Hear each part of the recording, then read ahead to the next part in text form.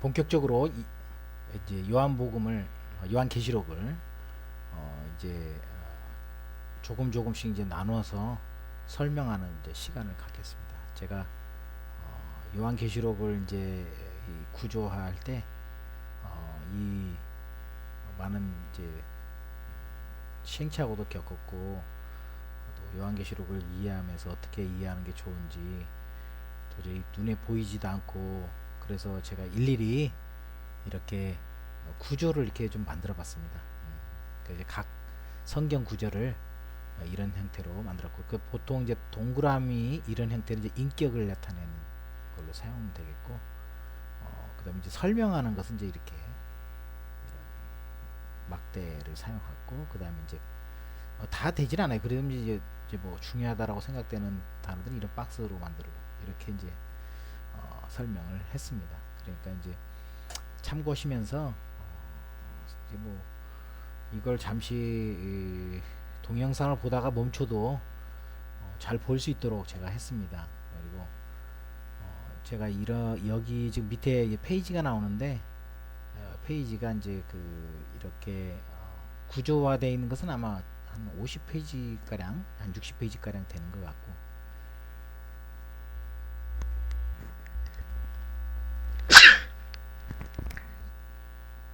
그리고 이제 이 페이지가 이렇게 돼 있는데 제가 한 60페이지 정도 된 것 같아요. 그리고 문제만 해서 따로 이렇게 만들어 봤더니 그게 한 90장 정도 돼서 한 130, 50 정도 되게 됐습니다. 그래서 필요하신 분이 계시면 저에게 요청을 하시면 되겠습니다.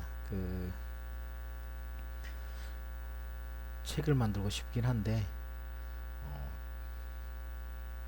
아직은 여력이 안 되고, 그래서 그냥 인터넷 상으로 이렇게 제가 이렇게 강의를 하는 것으로 인해서 대체를 하고자 합니다. 요한계시록을 이제 1장 1절에서부터 9절까지 내용을 이제 보시면 예수 그리스도의 계시에 대한 내용이 나옵니다. 예수 그리스도 계시를 이제 전달할 때 성부 하나님께서 예수 그리스도에게 이제 전달합니다. 이제 예수 그리스도에게 주면 예수 그리스도께서 천사들을 통해서 천사에게 보내주고, 천사가 바로 요한에게 보내줍니다. 그리고 이제 그걸 각 종들 7교회 사자들에게 보낸다고 했습니다. 근데 이 7교회 사자들에 대한 것도 이제 저도 그래서 이래서 요한이고 이제 종들이니까 각 교회의 사역자들이라고 생각을 하려고 했는데, 다른 성경 많은 구절에서 엔젤스라고, 또 엔젤스 오브 처치라고 교회의 천사들 이렇게 또 묘사가 돼 있어요. 그래서 이 부분은 아직 제가 굉장히 좀 혼란 속에 좀 있습니다. 사실 정리가 좀 안 되고 있어요. 전체적인 성경에 간다면 하나님, 예수 그리스도, 천사, 요한, 그다음 종들이면 이건 교회의 가장 중심적 사역자들, 이렇게 믿는 사람들 이렇게 가야 되는 건지, 아니면 이제 이걸 진짜 에인젤로 해석해야 되는지, 그 부분은 전체적인 구조상으로는 천사가 앞에 나왔으니까 여기는 이제 각 교회 사자들에게 편지가 보내지는 게 아닌가라고 생각하는데, 모르겠습니다. 이건 좀 정리를 좀 더 해봐야 될 것 같아요. 여러분도 한번 연구를 좀 해보십시오. 이거 지금 천사들로, 영어 책은 천사들로 에인젤스로 이렇게 구체적으로 묘사가 돼 있거든요. 근데 한국에서 이제 사자들 해가지고, 사자들도 이제 뭐 애매하잖아요, 표현이. 뭐 사자들이 도대체 무슨 사자들이야? 뭐 성직자들이 아니면 이제 우리 가장 중요한 개신교적 입장에서는 이제 사자들, 성직자들, 사실 이 단어가 또 맞지 않는 거죠. 모든 사람이 제사장이 되었기 때문에 맞지 않는 논리인데, 그래도 또 한편으로는 하나님께서 또 믿는 성도들을 인도할 사람들을 또 사역자로서 얘기를 하셨거든요.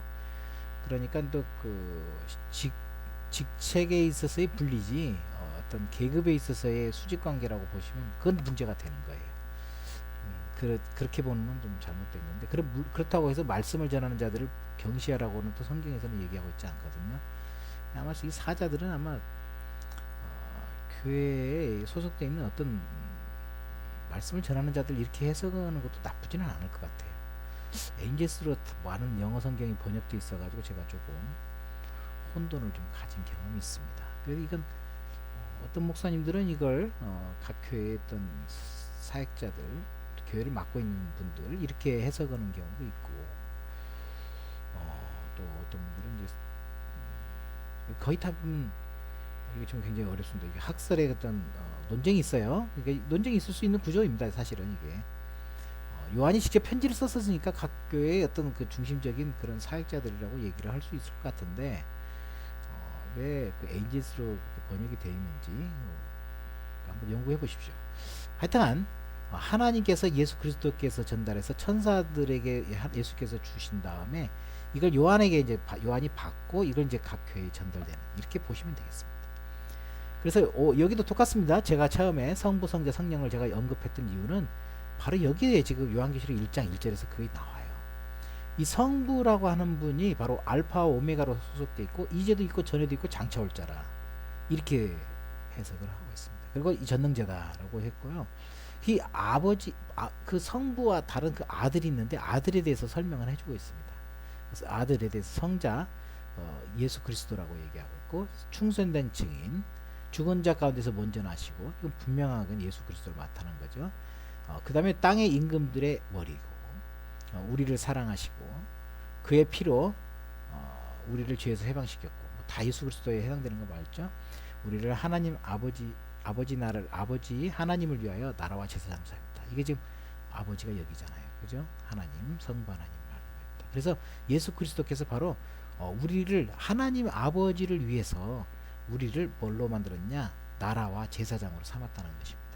바로 이게 바로 새 예루살렘 성이 말하는 거예요. 성적 개념, 도성을 개념으로 말씀드리면 나라를 얘기하면 이스라엘이고, 그리고 그 제사장적 제사의 개념, 성전의 개념은 이제 바로 제사장이 된 것입니다. 이 모든 믿는 사람들을 얘기하는 거예요. 그래서 그 우리들은 바로 교회를 얘기하는 거예요. 우리들을 이렇게 우리를 사랑하셨다 할 때는 우리는 모든 교회 사람들을 얘기하는 거예요. 땅의 임금들의 머리, 모든 세상 만왕의 왕이라 뜻입니다. 만왕의 왕이라 뜻.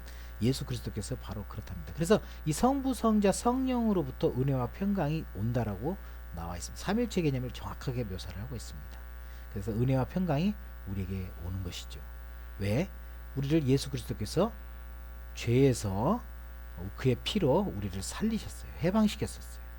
우리 죄가 다시는 우리를 정죄하지 못합니다. 왜? 예수 그리스도의 피 때문에.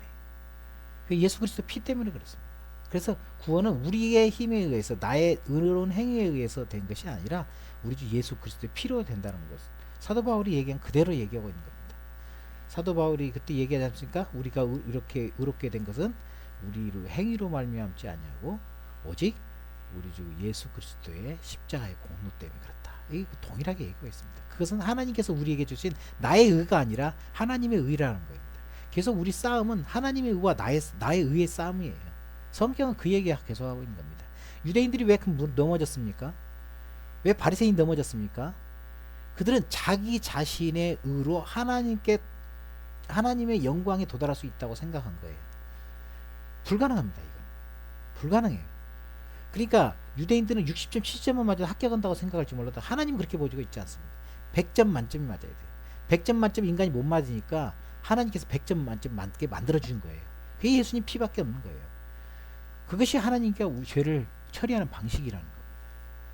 이걸 착각하면 안 됩니다. 50점, 60점, 50점보다 60점이 더 맞고 60점보다 70점 맞고, 이건 자기 공로 세우는 겁니다. 만약에 그런 식으로 구원을 얘기한다면 예수 그리스도를 헛되이 믿는 것입니다. 그게 바로 사탄의 방식이에요. 사탄은 계속 얘기합니다. 70점 맞으면 80점 맞은 사람이 더 낫고 80점이 90점 남아야 낫고, 이렇게 이해를 해버립니다. 절대 그런 식으로 하나님은 설명하지 않습니다. 구원에 있어서는 그렇지 않습니다. 하나님께서는 그런 얘기를 한 적이 없습니다. 구원은 오직 하나님에 의해, 뜻에 의해서 이루어진 하나님의 선물입니다. 그렇게 이해를 하시면 되겠습니다. 그리고 여기에 보면 성령에 대한 얘기가 나오는데, 성령은 일곱 영 이렇게 나옵니다. 일곱 영.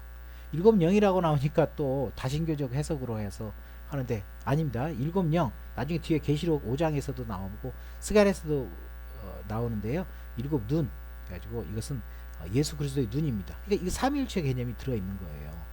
그 성령은 일곱 개란 뜻이 아니라 일곱 영이라는 것은, 일곱 개라고 하는 것은 요한계시록에서 어떤 은유를 사용하냐면 완전하다라는 개념으로 넣어놓은 것입니다. 심판도 완전하다, 일곱 심판, 일곱 대접, 일곱 나팔, 일곱 인 이렇게 나오잖아요. 눈도 일곱 인, 그 다음에 교회도 일곱 교회 이렇게 나가는 거예요. 교회가 뭐 일곱 개밖에 없었겠습니까? 그 당시에. 하나님께서 말하는 건 나 완벽하게 내가 너를 보고 있다. 내가 완전히 너를 보호하고 있고 내가 다 지켜보고 있다. 라고는 그런 의미가 내포되어 있는 것입니다. 그래서 이 예수 성부 성자 성령에 의해서 은혜와 평강이 우리한테 와지는 거예요. 그러니까 이들은 우리를 죄에서 해방시키는 것은 예수 그리스도 피밖에 없다고 하기 때문에 이들은 영광과 능력과 이 모든 것이 오직 우리 주 예수 그리스도를 기초로 한 성삼위 하나님께 있다라고 이 사람들은 찬양을 올릴 수밖에 없는 거예요. 그렇습니다. 그래서 하나님께서 우리를 이렇게 예수 그리스도를 통해서 죄에서 해방시켜서 우리를 하나님의 나라로 만든 겁니다. 또한 제사장으로 만든 거예요. 예수 그리스도의 사랑을 받은 자들이죠. 그렇죠? 내가 예수를 사랑하는 자가 아니라 그리스도가 나를 사랑한 거예요. 주체를 바꾸시면 안 됩니다. 그리스도의 피로 죄에서 해방된 자들입니다. 바로 이 복음이 바로 예언이에요. 이 복음의 말씀을 읽고 듣고 지키는 자, 그렇습니다. 그게 바로 아주 복 있는 자가 되는 겁니다. 근데 세상에 자꾸 예수 그리스도 외에 다른 것들을 찾아 나서기 시작하게끔 사탄이 만들거든요. 그러니까 때가 자꾸 가까워진 거예요. 그러니까 이 예언의 말씀을 보고 듣고 지키는 자는 복이 있다라고 얘기를 하고 있습니다. 그래서 예수 그리스도의 계시는 다른 거 아닙니다. 예수 그리스도의 계시는 하나님께서 예수 그리스도에게 주신 것이에요. 예수 그리스도에게 주신 게 뭐냐? 생명입니다. 생명. 예수 그리스도에 의해서 거듭나게 하는 그 생명이 될 것입니다. 바로 이것은 반드시 속히 일어날 일이에요. 그렇죠? 일어나고 있고 또 물론 마지막 때 이 모든 것이 밝혀진 그것이 속히 일어날 일인데 속히 일어날 일 그러면 무슨 과거처럼 되지만 영어로는 must has happened, must happen. 그러니까 반드시 일어나야 될 것들 그런 뜻입니다. 일어나야 될 것들. 그것 일어나야 되는 거예요. 은혜와 평강은 우리 주 예수 그리스도에 의한 온전한 구속과 그분에 의한 완전한 그 예수 그리스도의 의로움으로 옷 입혀지는 거. 이거 외에는 다른 것을 일어나서는 안 되는 것입니다. 그래서 천사를 보는 요한에게 알게 하신 것이고 요한이 본 것입니다. 요한이 본 것은 결국은 예수 그리스도께서 증거하신 것이죠. 하나님의 말씀이고요. 하나님 말씀, 예수 그리스도의 증거. 예수 그리스도도 말씀. 하나님의 뜻이 무엇이냐? 그 아들을 보내신 그 아버지께서 보내신 그 아들을 믿는 거라고 얘기했지 않습니까? 그게 맞습니다. 그렇지만 이렇게 믿는 자들은 은혜와 평강이 있지만 믿지 않는 자들은 반드시 애곡이 있다라는 것이 복음의 전체적인 내용입니다. 복음은 항상 심판과 그리고 하나님의 축복이 두 개가 같이 들어가 있는 것입니다. 예수 그리스도의 십자가의 죽음과 부활은 바로 단칼에 의해서 죽는 자와 산 자를 구분하는 것입니다.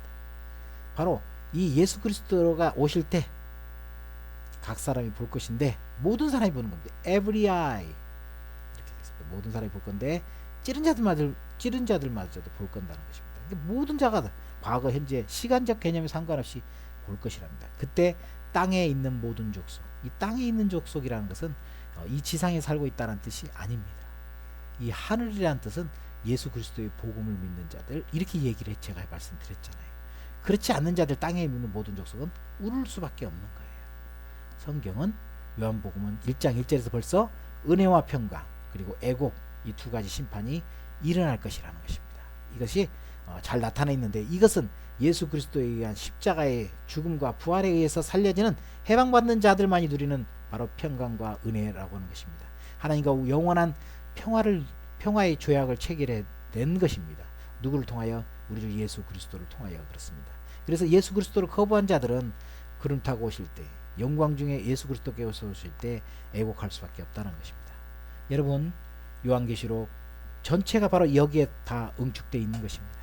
예수 그리스도께서는 만왕의 왕이시며 그리고 우리를 제사장 삼으시며 피로 우리를 제사를 대신 드려줬고 그리고 예수 그리스도를 의지한 자들은 하나님과 은혜와 평강이 있을 것이며 우리는 찬양을 올 수밖에 없고 그렇지만 그렇지 않는 자들은 반드시 예수 그리스도를 찌른 자들은 예수 그리스도를 믿지 않는 자들은 애곡하게 될 것이다 라고는 동일한 얘기를 계속 풀어나갈 것입니다.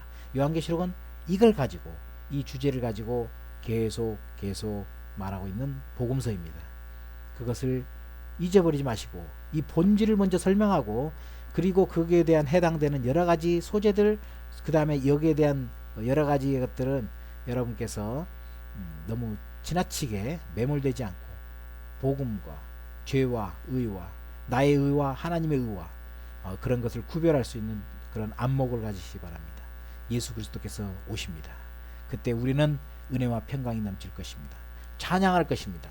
그러나 한편에서는 애곡할 자가 나타난다는 것입니다. 그것을 우리가 인지하시고 여러분께서 예수 그리스도의 믿음이 얼마나 중요한지를 깨닫고 그리고 이 세상에 어떠한 일이 일어난다 할지라도 기뻐하며 감사하며 살기를 축원합니다.